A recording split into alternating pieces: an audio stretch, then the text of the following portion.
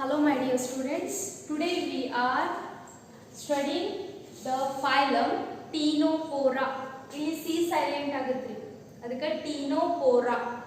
Okay, last class ನಾವು ಏನು ಕಲ್ತಿದ್ವಿ? Porifera ಮತ್ತು ಸಿಲೆಂಟ್ರೇಟಾ ಕ್ಲಾಸಸ್ ಬಗ್ಗೆ ಫೈಲಮ್ಸ್ ಬಗ್ಗೆ ಏನು ಮಾಡಿದ್ವಿ? ಥರೋಲಿ ಸ್ಟಡಿ ಮಾಡಿದ್ವಿ. ಓಕೆ, ಈಗ ನಾವು ಏನು ಸ್ಟಡಿ ಮಾಡತ್ತಲ್ಲ, these are the special or peculiar characteristics of those phylums. Okay, ಅಂದ್ರೆ ಆ ಫೈಲಮ್ದು ಈ ಕ್ಯಾರೆಕ್ಟರಿಸ್ಟಿಕ್ಸ್ ಏನು ಮಾಡ್ಬೇಕು, ನೀವು ನೆನಪಿಟ್ಕೊಳ್ಳೇಬೇಕು. ಇನ್ನು ಅದ್ರದಂತ ಮತ್ತೆ ಏನಿರ್ತಾವ್ರಿ, ಸೆವೆರಲ್ ಕ್ಯಾರೆಕ್ಟರಿಸ್ಟಿಕ್ಸ್ ಇರ್ತಾವ. ಅದಕ್ಕಿಂತ ಮೇನ್ ನಾವು ಇಲ್ಲಿ ಬೋರ್ಡ್ ಮೇಲೆ ಬರ್ದಿರಲ್ಲ, these are the main important characteristics of these phylums. Okay, today phylum is Ctenophora. Next to the Coelenterata. Coelenterata ಆದ್ಮೇಲೆ next phylum ಯಾವುದು ಬರುತ್ತೆ? Phylum Ctenophora ಬರುತ್ತೆ. Okay, Ctenophora commonly known as sea walnuts or comb jellies ಅಂತ ಕರೀತಾರೆ. ಇವು jellies ನೋಡಿರಿ, rounds like gelatinous ಇರ್ತಾವಲ್ಲ, comb like structure. That's why it is called as comb jellies. Sea walnuts ಅಂತ ಯಾಕೆ ಕರೀತಾರೆ ಅಂತಂದ್ರೆ they are look like a walnut structure. Walnut ಹೇಳಿರಿ, ಈ ಇಮೇಜ್ ಒಳಗೆ ಕಾಣಿಸುತ್ತೆ, this is a walnut. ಈ ತರ ಏನಾಗಿರ್ತಾವು, the body is organized. ಆ ಬಾಡಿ ಹಂಗೆ ಕಾಣಿಸ್ತಿರ್ತೈತೆ, ಅದಕ್ಕೆ ಇದಕ್ಕೆ ಏನಂತ ಕರೀತಾರು? sea walnuts, commonly called as sea walnuts or comb jellies. ಈಗ ಹೆಂಗೆ ಪೋರಿಫೆರಾಗ sponges, commonly called as sponges ಅಂತ ಯಾಕೆ ಕರೀತಾರೆ? they are look like a spongy or sponge like structures. That's why they are called sponges. Coelenterata ಗೆ ಏನಂತಾರೆ? Ctenonidarians ಅಂತ ಕರೀತಾರೆ. Why they are called nidarians? Because they consist of nematocytes or nidocytes cells. That's why they called as nidarians. ಅದಕ್ಕೊಂದು character ಅಥವಾ ಒಂದು naming ಅದು commonly ಅಂತಿರ್ತಾರೆ, ಅದಕ್ಕೊಂದು ಏನಿರ್ತೈತ್ರಿ, ರೀಸನ್ಸ್ ಇರುತ್ತೆ. ಆ ರೀಸನ್ ನೀವು ನೆನ್ಪಿಟ್ಕೋಬೇಕು. Okay, and next, why the phylum Ctenophora is commonly called as sea walnut? Because they are look like a walnuts. We are present mainly they are exclusively marine. ಅಂತಂದ್ರೆ ಇವ ಸಮುದ್ರ ಉಪ್ಪಿ ನೀರೊಳಗ ಜಾಸ್ತಿ ಇರ್ತವೆ.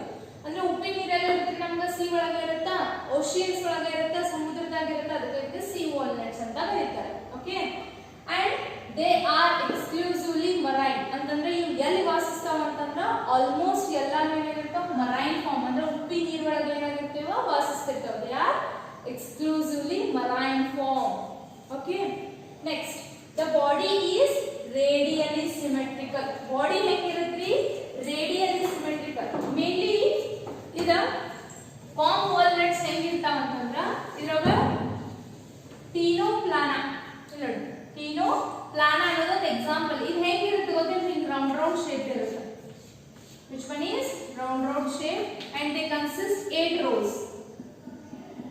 8 rows ಇರ್ತಾವ. ಇದ್ರೊಳಗ ಇದು ನೋಡ್ರಿ, ಯಾವ್ದೋ ಆಂಗಲ್ ಒಳಗೆ ಕಟ್ ಮಾಡಿದ್ರೆ ಏನಾಗುತ್ತೆ? which consists mainly two equal parts. That's why it is radially symmetrical ಅಥವಾ radial symmetry ಅಂತ ಕರೀತೀವಿ. and they are diploblastic. diplo, di means two, plastic means layer. ಅಂದ್ರೆ diploblastic ಅಂತಂದ್ರೆ 2 ಲೇಯರ್ ಇಂದ ಏನಾಗುತ್ತೆ? ಕವರ್ ಆಗುತ್ತೆ. 2 ಲೇಯರ್ ಅಂತಂದ್ರೆ ಯಾವ? ಒಂದು ectoderm, ಇನ್ನೊಂದು endoderm. ಅರ್ಥ ಆಯ್ತ್ರಿ? Okay, and with tissue level of organization ಇರುತ್ತೆ. ನೆನಪಿಟ್ಕೊಳ್ಳಿ, ಸ್ಪಾಂಜಸ್ ಒಳಗ ಸೆಲ್ಯುಲರ್ ಲೆವೆಲ್ ಇತ್ತು, ಸಿಲೆಂಟ್ರೇಟಾ ಮತ್ತು Ctenophora ಒಳಗ ಟಿಶ್ಯೂ ಲೆವೆಲ್ ಆಫ್ ಆರ್ಗನೈಸೇಷನ್ ಇರುತ್ತೆ. ನೀವು ಯಾವತ್ತು ಕ್ಯಾರೆಕ್ಟರಿಸ್ಟಿಕ್ಸ್ ಹೆಂಗ್ ನೆನಪಿಟ್ಕೋಬೇಕ್ರಿ? ಆ ಕ್ಲಾಸಿಫಿಕೇಶನ್ ಹೆಂಗ್ ಮಾಡ್ಕೋತ ಬಂದಾರಲ್ಲ, ಸೀರಿಯಲ್ ವೈಸ್ ನೆನಪಿಟ್ಕೊಂಡ್ರೆ ನಿಮ್ಗೆ ಏನಾಗುತ್ತಾ? ವಿಚ್ ಈಸಿಲಿ ಟು ಮೆಮೊರೈಸ್, ಅಂದ್ರೆ ನೀವು ಈಸಿಲಿ ನೆನಪಿಟ್ಕೊಳ್ಳೋಕೆ ಏನಾಗುತ್ತಾ? ಈಸಿ ಆಗುತ್ತೆ. ಸೊ ಸಿಲೆಂಟ್ರೇಟಾ ಮತ್ತು Ctenophora both are tissue level of organization. The all function or the all digestion, excretion, all are carried by the tissue level only. Okay, next, the body bears. ಅಂದ್ರೆ ಈ ನಮ್ಮ Ctenophora bodies ಇರ್ತಾವಲ್ಲ, ಅದ್ರಾಗ ಏನಿರ್ತಾವ? 8 external rose ಇರ್ತಾವ. ಇದೇ ನಮಗೆ ಕಾಣಿಸಕತ್ತೈತಲ್ಲ, these are ಈ picture ಒಳಗೆ ಹಾಕಿ ನೋಡ್ರಿ, they consist 8 rows and that 8 rows of ciliated comb plates. ಇದಕ್ಕೆ ಏನಿದೆ? ಹಿಂಗ ciliated comb plates ಇರುತ್ತೆ. ciliated comb means ಏನ, ಹನಿಗತೆ ಏನಾಗಿರ್ತದೆ? ciliated ಸ್ಟ್ರಕ್ಚರ್ ಇರ್ತಾವ. ಈ ಪಿಕ್ಚರ್ ಒಳಗೆ ನಮಗೆ ಕಾಣಿಸಕತ್ತಿಲ್ಲ, that is comb plates. ಅದಕ್ಕೆ ನಾವು ಏನಂತ ಕರಿತೀವಿ? the ciliated comb plates. and what are those functions? ಏನು function together. What is the function of these comb plates? They are nothing but helps for the locomotion. Locomotion ಅಂತಂದ್ರೆ ಚಲನೆಗೆ ಏನಾಗುತ್ತದ help ಆಗುತ್ತೆ. Locomotion ಅಂತಂದ್ರೆ ಚಲನೆ, ಒಂದು ಜಾಗದಿಂದ ಇನ್ನೊಂದು ಜಾಗಕ್ಕೆ ಏನಾಗುತ್ತದ ಮೋಷನ್ ಆಗಕ್ಕೆ ಏನಾಗುತ್ತಾ ಹೆಲ್ಪ್ ಆಗುತ್ತೆ. That is we called as locomotion. Okay, ಇದು ಒಂದು ಸ್ಪೆಷಲ್ ಕ್ಯಾರೆಕ್ಟರಿಸ್ಟಿಕ್ಸ್ ಆಫ್ ಟೀನೋಫೋರಾ. ನೆನ್ಪಿಟ್ಕೊಳ್ಳಿ, they are exclusively marine. But ನಾವು ಇದ್ರೊಳಗೆ ನೋಡಿದ್ವಿ, ಇದ್ರೊಳಗ ಸ್ಪಾಂಜಸ್, ಕೊರಿಫೆರ್ ಒಳಗ ಸಿ, ಫ್ರೆಶ್ ವಾಟರ್, ಆಮೇಲೆ ಫ್ರೀ ಫಾರ್ಮ್ಸ್ ಇವೆಲ್ಲ ಇದ್ದು. But it is completely marine form.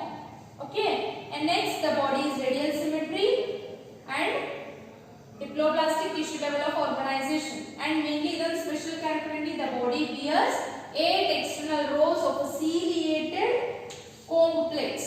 External rows plus comb plates that we call. And what is the main function of these comb plates? Which are helps for the locomotion. Arthaitri. Next, digestion. Digestion is takes place by extracellular and intracellular. Extracellular ಅಂತಂದ್ರೆ outside the cell, intracellular ಅಂತಂದ್ರೆ within the cell. Digestion extracellular, outside the cell ಆಗಬಹುದು, inside the cell ಆಗಬಹುದು. Okay, in next, they are bioluminescence. Bioluminescence organism. It is the main bioluminescence organism which is mainly marked as Ctenophora. ಅಂತಂದ್ರೆ Ctenophora organism ಅಷ್ಟೇ ಮಾಡ್ತು they have the property of bioluminescence. So what is this bioluminescence? Bioluminescence ಅಂತಂದ್ರೆ ಏನ್ರಿ? Bioluminescence, what is mean that the property of living organism to emit light. ಅಂತಂದ್ರ one organism which have a capacity to emit a light. Light ಈಗ ನಾವು ಮಿಂಚುಳ ಅಂತ ಗೊತ್ತ್ರಿ, ಆ ಮಿಂಚುಳ ಏನ್ ಮಾಡುತ್ತೆ? Night time ದಾಗ ಲೈಟ್ ಎಮಿಟಿಂಗ್ ಮಾಡುತ್ತೆ. ಅಂದ್ರೆ the organism have the capacity to emit a light. ಆ ಲೈಟ್ ಎಮಿಟ್ ಮಾಡುವಂತ ಕೆಪಾಸಿಟಿ ಇರುತ್ತೆ. ಅದೇ ರೀತಿ ಇದ್ರೊಳಗೆ ಏನಾಗುತ್ತೆ? Ctenophora which have the bioluminescence property, which have a property of a living organism which helps to emit a light. It is a main peculiar character. ಈ bioluminescence character ಮೇಲೆ Ctenophora ಏನ್ ಮಾಡ್ತೀವಿ ನಾವು ಐಡೆಂಟಿಫೈ ಮಾಡ್ತೇವೆ ಅಂತ ಹೇಳ್ತಾರೆ. Okay, marked by the phylum as bioluminescence property. ಅರ್ಥ ಐತ್ರಿ?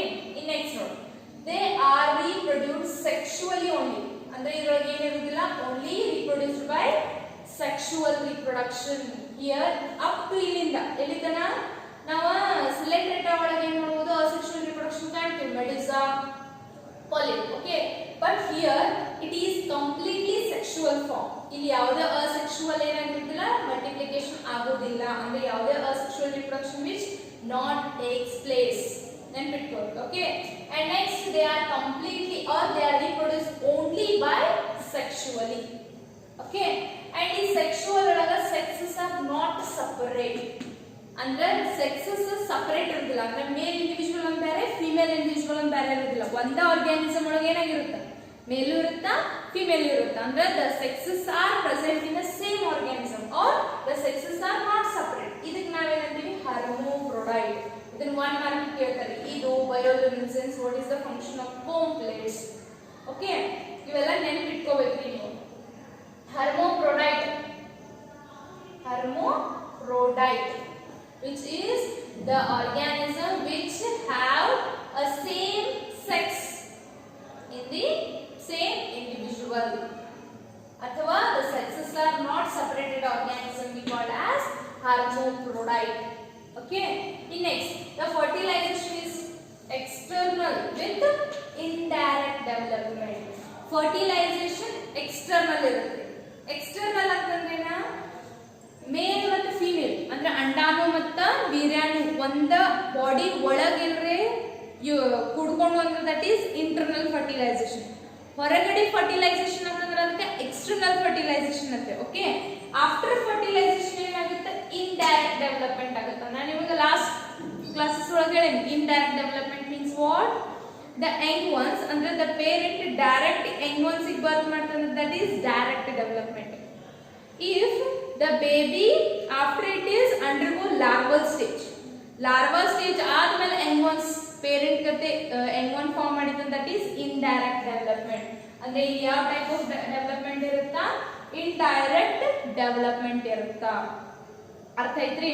In next the example of these Ctenophora phylum is ನೋಡಿ ಫ್ಲೂರೋಬ್ರಾಕಿಯಾ, ಫ್ಲೂರೋಬ್ರಾಕಿಯಾ, ಟೀನೋಪ್ಲಾನಾ, ಟೀನೋಪ್ಲಾನಾ.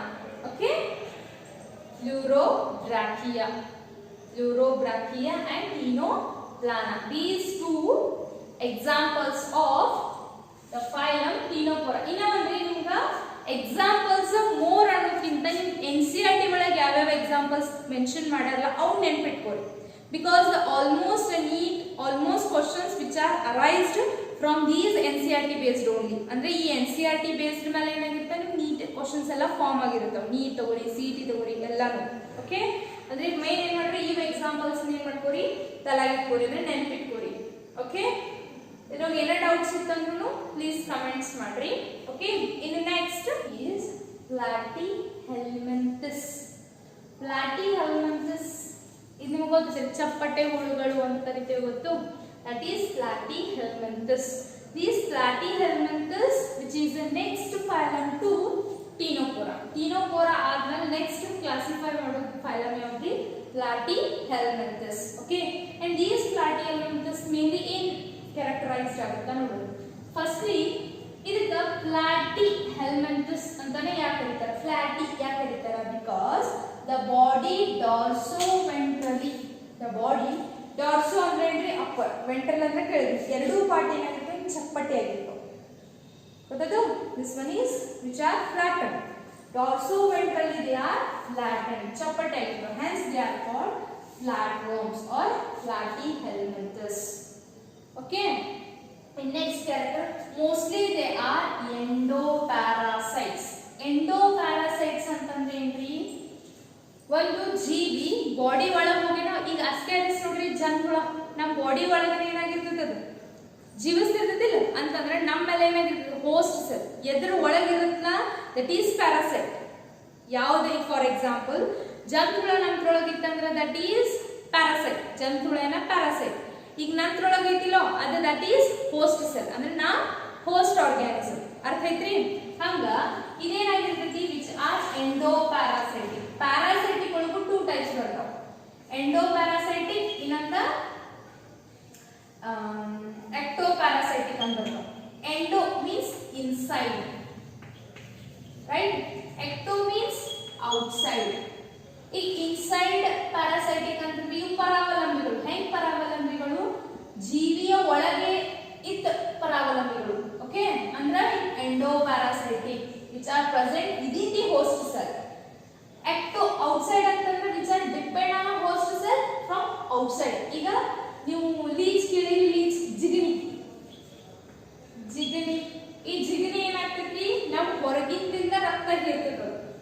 ಇವೇನ್ ಮಾಡ್ತಾವ, ಒಳಗಿದ್ದ ನ್ಯೂಟ್ರಿಯೆಂಟ್ ಹೀರ್ತಾವ. ಇದ ಹೊರಗಿದ್ದ ಈ ನ್ಯೂಟ್ರಿಯೆಂಟ್ ಹೀರ್ತೈತಿ, ಇದ ಒಳಗಿನ ಸೈಡ್ ಇದ್ದ ಏನ್ ಮಾಡತ್ತೆ, ನ್ಯೂಟ್ರಿಯೆಂಟ್ ಅನ್ನ ಅಬ್ಸರ್ವ್ ಮಾಡ್ತಾವ. That is the difference.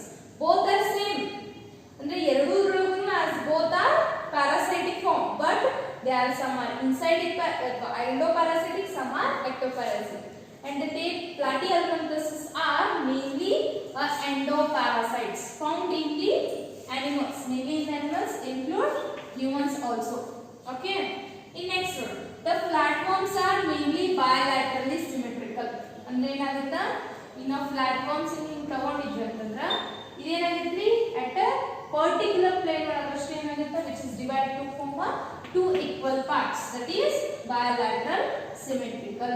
ಎರಡು ಭಾಗ ಅಷ್ಟೇ ಆಗುತ್ತಿದ್ರು. ಅಂದ್ರೆ ಒಂದು particular plane central axis, at a particular central axis ಇಂದ ಅಷ್ಟೇ ಏನಾಗುತ್ತೆ, they consist two equal lateral halves, ಅಂದ್ರೆ the perfect right and perfect left. Okay. In next, even the triploblastic, ಇಲ್ಲಿಂದ triploblastic form start. Previous ಏನಿತ್ತು diploblastic, I mean other slender diploblastic ಇತ್ತು, Ctenophora diploblastic ಇತ್ತು. ಓಕೆ, ಮತ್ತೆ ಕೊರಿಫೆರಾ ಒಳಗ ಲೇಯರ್ಸ್ ಇರಲಿಲ್ಲ, ಪಿನೋಸೈಟ್ಸ್ ಇತ್ತಲ್ಲಿ. ಓಕೆ, ಅಂಡ್ ನೆಕ್ಸ್ಟ್ ಪ್ಲಾಟಿಹೆಲ್ಮಿಂಥಸ್ ಏನಾದ್ರು they are triploblastic and coelomates. ಇದರೊಳಗೆ ಯಾವುದೇ ಸಿಲೋಮ್ ಇರುವುದಿಲ್ಲ. They are body cavity is not present, they are coelomate. And here up to here ಏನಿರುತ್ತೆ, ಆರ್ಗನ್ ಲೆವೆಲ್ ಆಫ್ ಆರ್ಗನೈಸೇಷನ್. ಇದು ಅಸ್ಥಿ ಎಲಿಮೆಂಟ್ಸ್ ಎರಡು ಆರ್ಗನ್ ಲೆವೆಲ್ ಆಫ್ ಆರ್ಗನೈಸೇಷನ್. ಅನ್ನಿಲೇಟೆಡ್ ಆಗಿ ಆರ್ಗನ್ ಸಿಸ್ಟಮ್ ಬರುತ್ತೆ. Okay, organ level of organisation ಇರುತ್ತಾ ಅಂದ್ರೆ the all functions are carried out from the organ level.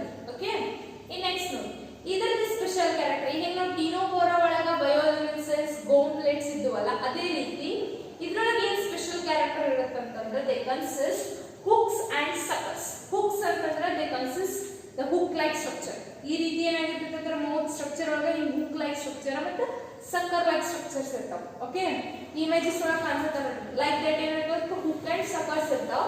and these hook and suckers ಎದಕ್ಕೆ help ಆಗುತ್ತಾ, which helps in the absorb of nutrients from the host cell. ಯಾವ ಜೀವಿ ಒಳಗೆ ವಾಸಿಸ್ತಿರ್ತಲ್ಲ ಆ ಜೀವಿ ಒಳಗಿಂದ ನ್ಯೂಟ್ರಿಯೆಂಟ್ ಅನ್ನ ಅಬ್ಸರ್ವ್ ಮಾಡ್ಕೊಳ್ಳೋಕೆ ಏನಪ್ಪ ಇವು ಹುಕ್ಸ್ ಅಂಡ್ ಸಕರ್ಸ್ ಹೆಲ್ಪ್ ಆಗ್ತವೆ. ಯಾವ ಪ್ಯಾರಾಸೈಟಿಕ್ ಫಾರ್ಮ್ ಇರ್ತಾವಲ್ಲ ಎಲ್ಲಾ ಪ್ಯಾರಾಸೈಟಿಕ್ ಫಾರ್ಮ್ಸ್ ಒಳಗೂ ಸಕರ್ಸ್ ಮತ್ತು ಹುಕ್ಸ್ ಪ್ರೆಸೆಂಟ್ ಇರ್ತಾವ. sometimes hook ಇರ್ತಾವ, sometimes suckers ಇರ್ತಾವ. Okay, it is the main feature of these platyhelminthes because they are completely parasitic and which are consist hooks and suckers. Okay, in next note idರಲ್ಲಿ ಇನ್ನೊಂದು specialized cells ಕಾಣಿಸ್ತವೆ. Specialized cells, they are called as flame cells. What is this function? Flame cells main function be they are helps for the osmoregulation.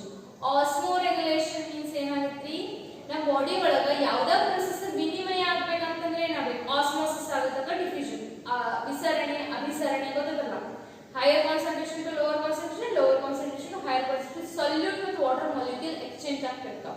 Okay, ಇದು osmoregulation means what, which balanced, ಅದು ಸಮತೋಲನವನ್ನ ಕಾಪಾಡ್ತೈತಿ. ಎದ್ರೊಳಗ solute ಮತ್ತು water balanced ಏನ್ ಮಾಡತ್ತಿದ maintain ಮಾಡುತ್ತೆ. Osmotic pressure ಏನ್ ಮಾಡುತ್ತಾ ಮೇಂಟೈನ್ ಮಾಡುತ್ತಾ. ಇದ ಮೇಂಟೈನ್ ಮಾಡೋದಕ್ಕೆ ನಾವೇನಂತೀವಿ ಆಸ್ಮೋರೆಗ್ಯುಲೇಷನ್ ಅಂತಂದ್ರೆ ವಿನಿಮಯ ಸರ್ಕ್ಯುಲೇಷನ್ ಪರ್ಪಸ್ ಗೆ ಏನಾಗುತ್ತೆ ಹೆಲ್ಪ್ ಆಗುತ್ತೆ. ಮತ್ತೆ ಎಕ್ಸ್ಕ್ರೀಷನ್ ಮಾಡಕ್ಕೆ ಏನಾಗುತ್ತೆ these flame cells are helps. ಇದು ಒಂದು ಪಿಕ್ಯುಲರ್ ಕ್ಯಾರೆಕ್ಟರ್, ಇದು ಒಂದು ಸ್ಪೆಷಲ್ ಕ್ಯಾರೆಕ್ಟರ್ ಎದರ್ದ್ರಿ ಪ್ಲಾಟಿಹೆಲ್ಮಿಂಥಸ್.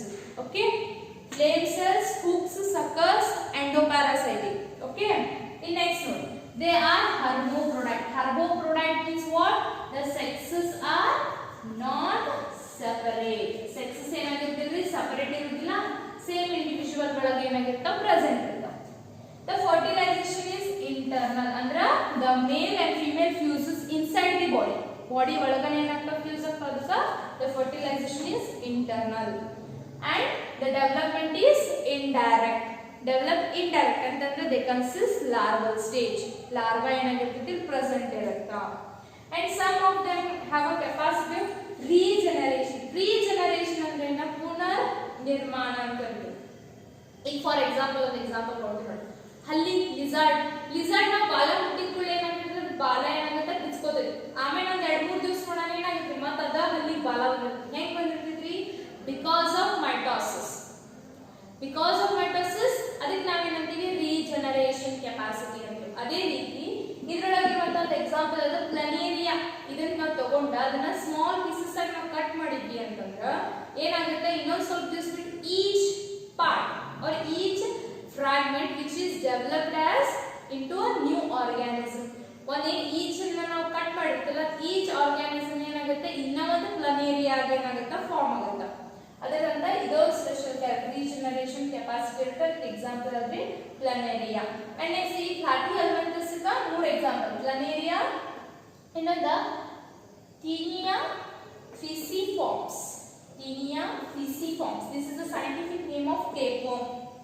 Tapeworm ಅಂತ ಹೇಳ್ತಾರೆ, ಅದ ಫುಲ್ ಟೇಪ್ ಗತೆ ಇರ್ತದೆ. ಟೇಪ್ ಅಂತ ನಾವು ಇಂಚ್ ಮಾಡ್ತೀವಲ್ಲ, ಇಂಚಿ ಪಟ್ಟಿ, that is tapeworm. ಇದರ ಸೈಂಟಿಫಿಕ್ ನೇಮ್ ನೆನ್ಪಿಟ್ಕೋರಿ, ಯಾಕಂದ್ರೆ ಪ್ರೀವಿಯಸ್ ಏನ್ ಮಾಡಿದ್ರೆ ಸೈಂಟಿಫಿಕ್ ನೇಮ್ಸ್ ಕೇಳ್ತಾರೆ. What is the scientific name of tapeworm or what is the common name of Tinea fisiforms? And next ಇನ್ನೊಂದು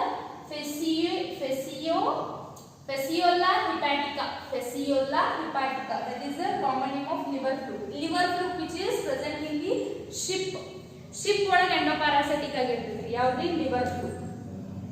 ಅರ್ಥ ಆಯ್ತು. ಇಲ್ಲಿ ಏನಾಗ್ತದೆ ಪ್ಲಾಟಿಹೆಲ್ಮಿಂಥಸ್ mainly ಇಲ್ಲಿ they are platform ಅಂದ್ರೆ they are dorsoventrally flattened, that's why they are called flatworms and they are mostly endoparasitic. and the platforms are bilateral, symmetrical, acoelomates, and organ level of organization and bodies triploblastic, 3 layered irthav, ectoderm, endoderm, mesoderm. Okay, and their special character is hooks and suckers are present in the parasitic form. Yav parasitic innondra avalamane iruttala avaka parasitic form olaga hooks and suckers irtav. And what is the main function of these hooks and suckers, which are helps for the absorption of nutrient, ಪೋಷಕಾಂಶವನ್ನ ಹೀರ್ಕೊಳ್ಳಕ್ಕೆ ಏನಾಗ್ತದ, ಸಹಾಯಕ ಆಗಿರ್ತೈತಿ. ಆಮೇಲೆ next ಏನಂದ್ರೆ specialized cells called as flame cells. These flame cells which are helps for the osmoregulation, which has balance of solute and water, which is the main balances what, solute and water, and also is called excretion. And next they are hermaphrodite, and the fertilization internal, development is indirect, some of have a regeneration capacity, example planaria, I mean river flow, tapeworms. Okay, ishta ಇದೇನು ಇವೆಲ್ಲ main characteristics ಅಂದ್ರೆ ಇವು characteristic name ಮಾಡಿ mention ಮಾಡಲೇಬೇಕು. ಇನ್ನು other characteristics ಇರ್ತಾವೆ. Digestion is intracellular, ಆಮೇಲೆ circulation is not well developed, neural system is not well developed, sensory organs are not present. ಇವೆಲ್ಲ ಕಾಮನ್ ಕ್ಯಾರೆಕ್ಟರಿಸ್ಟಿಕ್, ಬಟ್ ಇದ್ರೊಳಗೆ ಮೋಸ್ಟ್ ಇಂಪಾರ್ಟೆಂಟ್ ಕ್ಯಾರೆಕ್ಟರಿಸ್ಟಿಕ್ಸ್ ಇವೆಲ್ಲ. ಓಕೆ, ನೆಕ್ಸ್ಟ್ ಕ್ಲಾಸ್ ಒಳಗೆ ಏನು ಮಾಡೋಣ್ರಿ, ನೆಕ್ಸ್ಟ್ ಫೈಲಮ್ ಸ್ಕೆಲ್ಮಂತಸ್ ನೇಮ್ ಅನ್ನ study ಮಾಡೋಣ. Okay, thank you.